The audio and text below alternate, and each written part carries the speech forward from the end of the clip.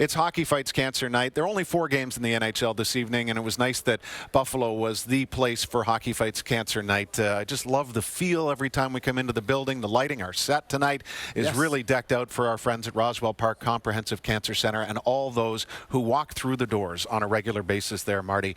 And it's time, as we always do on this night, to present our placards and tell some stories and share some hope and memories. Well, obviously, I am going to start with everyone in the fight because there is so many that we can't name all, but you're all in the fight.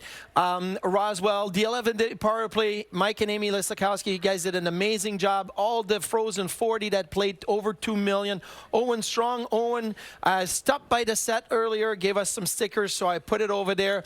Bella, who we lost this summer, our whole family, we love you guys. Her sister Peyton actually does crew now, and I meant to go a couple of times this year. I couldn't get there, but I will. Peyton, you're awesome, a rock star. Adriana, Andre, they were her 2 buddies on the Bald for Bucks commercial that we did. So Andre stopped by. You guys are always in my thoughts and prayers.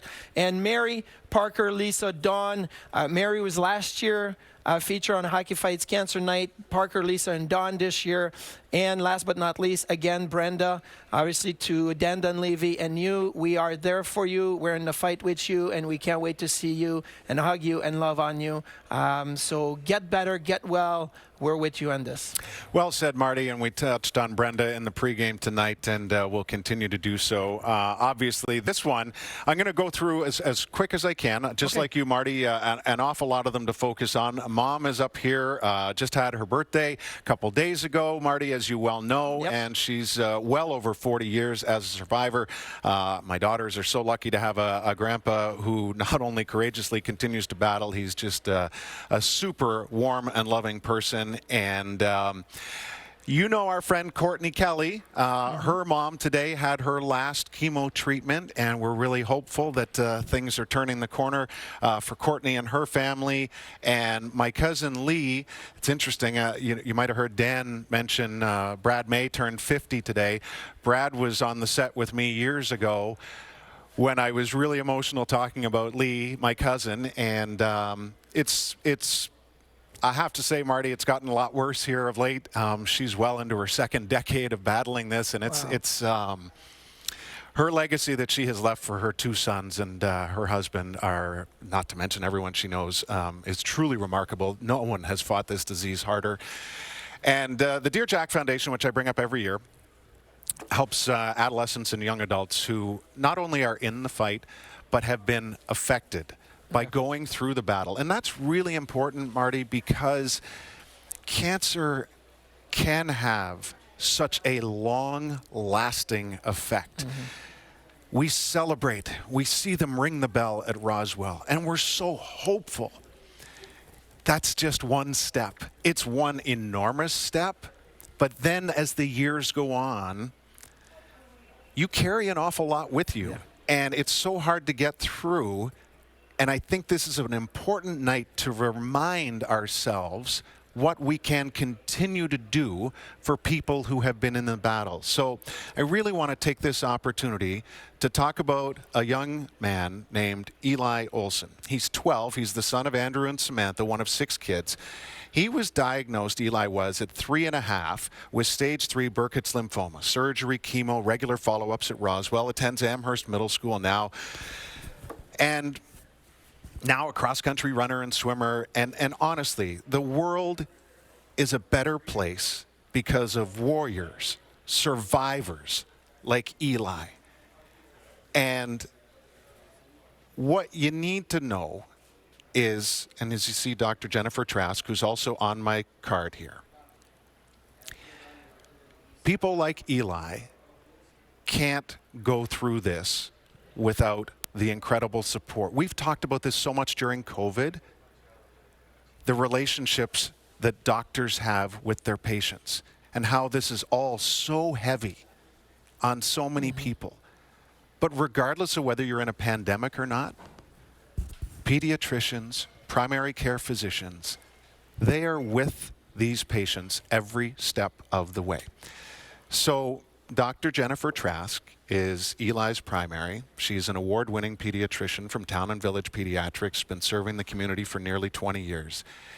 And she couldn't wait to give me the opportunity to talk about Eli tonight and what he has meant to her. And she needs to know how proud I am of her. She's my girlfriend and just happens to be a survivor too. Yeah.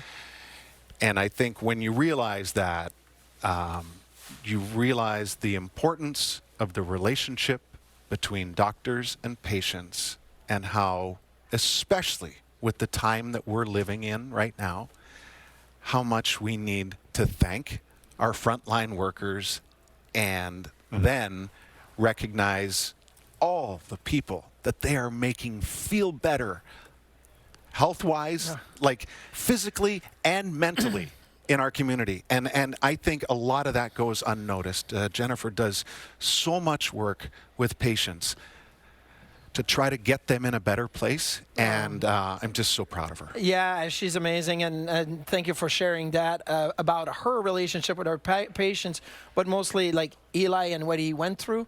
And so here's a challenge for Eli. I can't outswim you. I know I can't.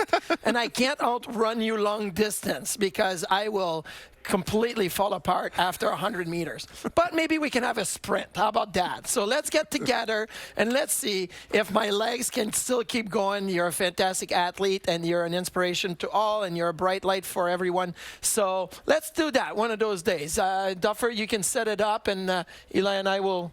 we'll see what we can do. Maybe he'll want to show up for Bald for Bucks later in the year, too. Maybe he can shave my head, too. Yeah. You know, this is growing for that reason right now. Is it really? It's. I got to get a haircut. Do you know what's funny?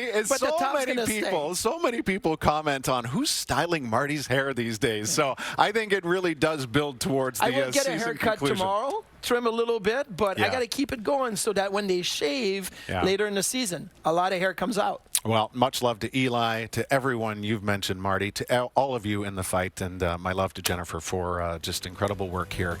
As we're so thankful. Honestly, our friends at Roswell Park Comprehensive Cancer Center, just their presence in helping make this evening so special. Our production crew, Marty, for telling these incredible stories that we get accustomed to in the arena for opening night, you know, for the opening of Hockey Fights Cancer Night and the ceremony of puck drop.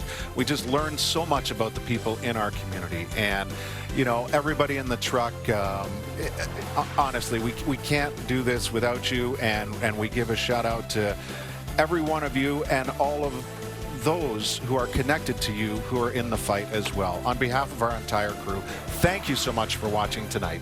We'll see you soon.